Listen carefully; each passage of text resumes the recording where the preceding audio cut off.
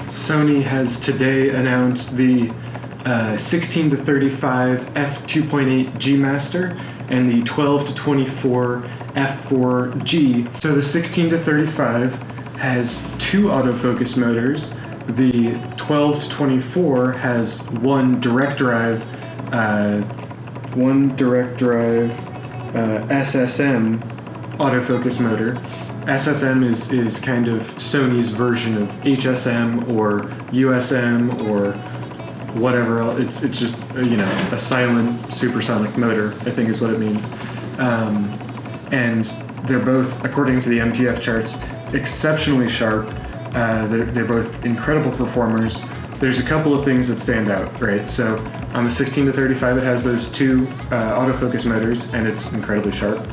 The 12 to 24 comes in at like 560, 580 grams, while the Canon and Sigma competition, that same focal range and aperture, are, I believe, 1180 and 1150 grams apiece, respectively.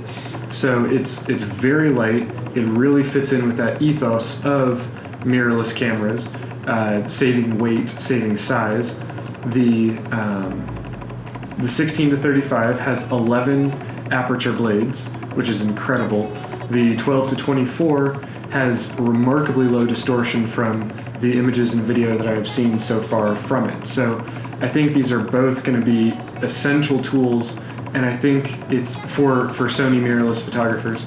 But I also think that there's a really interesting thing going on here, because it seems like what Sony's done is said, we recognize that more 16 to 35s get purchased than 12 to 24s, and so then they decided to introduce this 12 to 24 f4 as a G as opposed to a G Master, really putting on a lot of coatings, really emphasize the coatings in all the press releases and everything, and as a result, they charge only, if you will, only $1,700 for it. Now, the difference there is that the Canon is like, if I recall correctly, is right around $3,000. The Sigma is like $1,800 or something like that too. So they're both very expensive lenses. But the Sony G comes in below the Sigma in terms of cost, and it looks like the performance is equal or better than the Sigma, which is seeming first among their art line, because those art lenses are just fantastic. So the 16 to 35, though, coming in at $2,200, is kind of on par with other manufacturers' 16 to 35s, at the very least Canon's.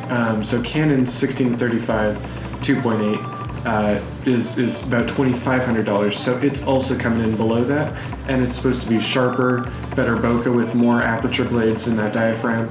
So these lenses are really interesting, because it's like, going back to what I said a minute ago, the Holy Trinity is, if you're Jared Polin, you're 11 to 24 because he's a Nikon shooter, 11 to 24, 24 to 70, 70 to 200.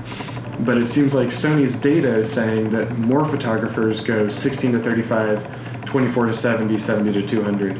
And so they've really emphasized that kind of combo, and they've said fewer photographers use a 12 to 24, especially at f4, and so we're kind of going to de-emphasize that, only, quote, only make it a G, but really enhance the quality, and then with the coatings, and then reduce the price by comparison to competitors. Sony tends to have basically everything that is substantially more expensive than the competition. Now, they're also delivering huge quality on that, and when I say everything, I mean lenses. Everything in terms of lenses tends to be much more expensive than you find from a competitor. So I think this is a huge deal for Sony, because it seems like they're responding to the market and responding to people saying, we don't necessarily want to spend all that money. And so Sony's providing options in these focal ranges that are just as sharp, or if not sharper, just as quality, if not more quality, than competitors who, like Canon and Sigma, that you would then adapt onto your Sony body. So it looks like these are just absolutely fantastic pieces of glass, and I can't wait to hear more about them, read more about them, and make some more content on them. But these are kind of my second impressions now that I've had a couple hours to think about it, a couple hours to really ruminate on the value that these are providing.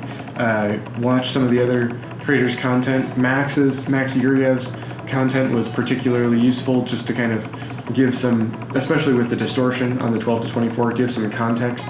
However, I really feel like his reviews lately tend to just be, a bunch of B-roll with about 3 minutes of actual useful information. So I hope that in contrast, I provided you with some more useful information, and I can't wait to dive into these a little bit deeper myself. Thank you very much for your time and for your attention today. Please don't hesitate to check out the links in the description. That'd mean a lot to me. All my gear is down there as well. I'm looking forward to seeing the next one.